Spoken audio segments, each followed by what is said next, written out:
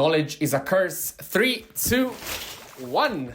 Hello, everybody, and welcome to episode 53 of the Showerpodcast, the podcast where I'm in my shower and you do you. First things first, I absolutely hate my hair after I wash it. I cannot stand it. And I'm very happy to have set up this frame so that you cannot see the mess that is my bathroom right now. But we're in cleaning day, and once again I want to thank myself for creating the Shower Podcast, because it has forced me to do this chore and be responsible without before doing everything else that I need to do, because I have to stick to some plans. And normal me would have stayed in the bedroom and binge watched YouTube, but we have responsibilities, so we have to stick to them. Coming to you though, and sharing the knowledge, and we did the title drop for today, that let's say I want to give within this episode. I imagine that most of you know, I've never said this saying, let's say in English, but from how I know it in Italian, I think it should translate to "I know of not knowing," from Socrates. I imagine you say that again in English, but yeah, you I think you know what I mean. And it is, let's say, it goes in the right direction, because there is one certain thing in our life, in everybody's life, and is that you don't know all the things that are happening around you. You don't really know the people that are in your life. You surely have a certain amount of knowledge, around everything that is around you, both in terms of, let's say, activities, work, people. You do have some knowledge, but let's say the amount of it that you don't have is infinitely more wide, and there is always the imbalance of how much are you willing to push yourself forward and how much is it necessary to go forward.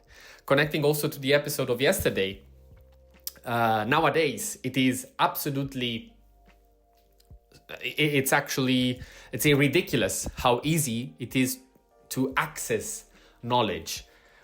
I mean, I am holding, let's say, all the knowledge that humankind has in my hand, technically. And yet, let's say, I wouldn't say that that knowledge is mine, or that I can make any use of it. And it's, I do believe genuinely that, our generation, and specifically, of course, I'm talking now that the ones that are growing up with internet and everything that is linked to it, there is this huge dilemma of, it's not anymore a matter of knowing what to do, but it's a matter of putting yourself in the condition to do it. And this of itself wouldn't be that bad if not for the fact that it's also, let's say, finding the specific, let's say, activities and the specific actions that you think are maximizing your potential in trying to solve a problem or trying to do something.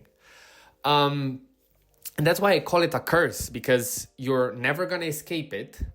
And it requires a lot of extra work that, back in the days, you really didn't have to do. The set of knowledge that you had was for sure more restricted, but it was way, way, way easier to just do things. There was no analysis paralysis. People were living simpler lives, and fewer choices, unfortunately, I would say for us, led to happier lives. Is this the case in every situation? Absolutely not. Let's say I could think of tens of thousands of examples where everything that we have and this availability of information has improved, let's say, our lives, again, in ways that cannot be comprehended. Yet, all these gains, I do believe, are usually from outside.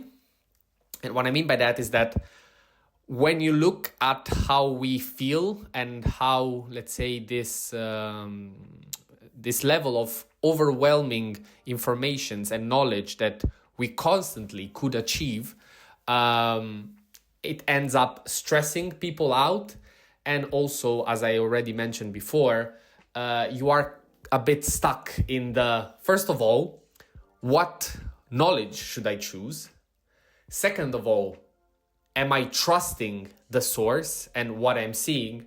And third of all, what's the optimal way of putting that, let's say, those actions in action?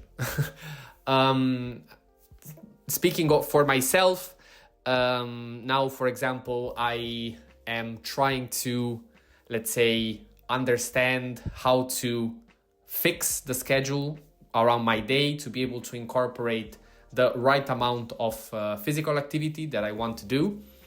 And I've been very conveniently, let's say, used this injury that I had to, let's say, procrastinate and wait for the optimal, let's say, solution, because I'm saying, yeah, I'm injured, I need to alter my plan, but then if I alter it now, then I'll have to find a way to actually then change it when I will be recovered.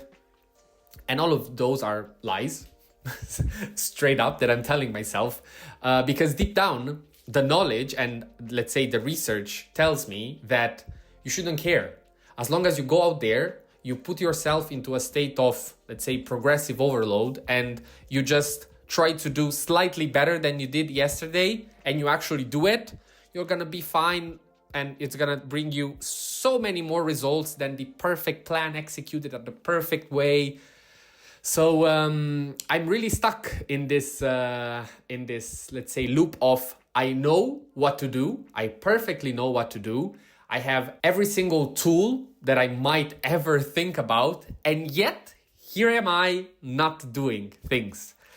And I genuinely, let's say, blame it on the fact that if I only had a few informations available and that was the best that I knew, I would just go with it. There is another famous saying in Italian that goes beata ignoranza, and you could easily translate it also in English, blessed ignorance. And it's really, I do genuinely believe it's the kind of people that I envy with all my heart, because they don't know better.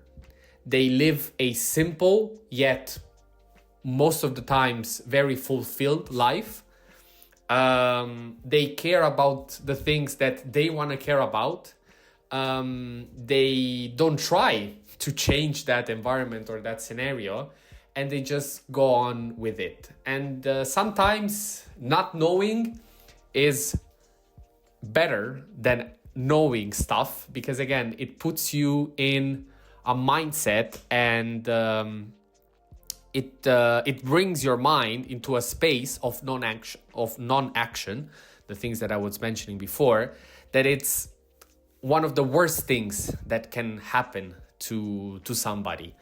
So if I have to cut it short, go out there, do the things that you have in mind, and don't, let's say, search for knowledge before you need it. Maybe this is the key lesson that I'm trying to incorporate also in my life.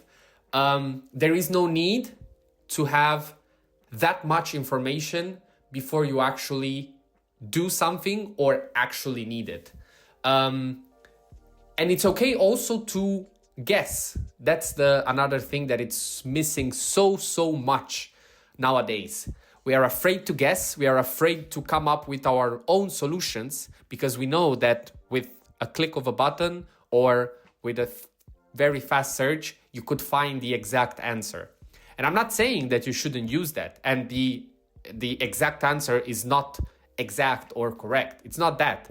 But sometimes it is better to have a half answer or to do something wrong in order to then correct it with the right thing than already knowing what's right, and therefore, looping into this constant feedback of you always have to do the right thing because you should know better. Because this process is very easy at the start, The easy things have an easy answer, and it's okay, and it's easy to stick to those. But once things get hard and you don't have a solution, you don't have the tools to come up with yours.